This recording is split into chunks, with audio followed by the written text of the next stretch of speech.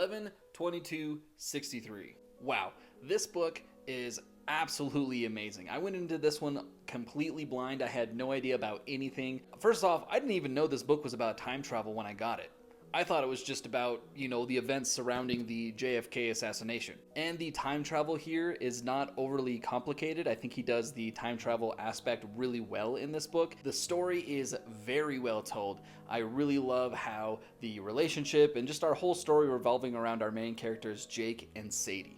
I also like the idea in this book that the past does not want to be changed. Every time our main character Jake tries to change something, he essentially becomes the most unluckiest person in the world, and everything that he's trying to do is just pitted against him.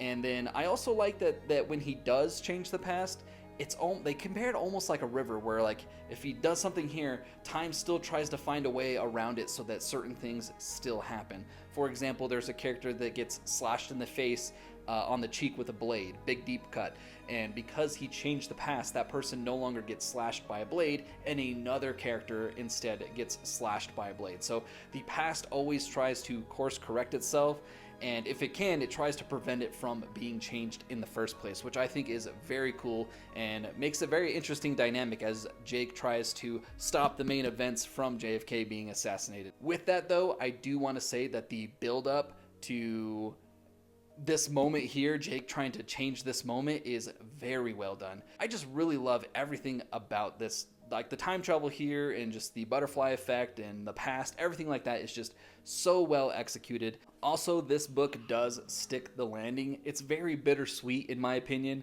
where I actually liked the ending, but I hated it because the story is over now. There's no more story to tell. It's one of those ones where it's like you want to keep reading, you want more books, you want to find out what happens next, but the story is done. Alright, now for some of the things that I didn't quite like. I feel like he rambles a lot. For example, he'll go into very explicit detail about a certain person or a store or an object or whatever, just for it to be never mentioned again. Or we just go into very great detail, and I thought that we're supposed to remember this because he's going to change the past, just for that never to really pop up again. My second point is the book is a tad bit too long. Other than that, guys, I absolutely loved 11/22/63 and I highly recommend it. I know it's Stephen King and your guys' first instinct is to think horror, not horror at all. More sci-fi, if anything, that deals with time travel and changing time. Very well book. It's actually one of my more favorite books that I've read by Stephen King. Highly recommend it. If you guys have, let me know down in the comments below. I'd love to hear what you guys think of this book.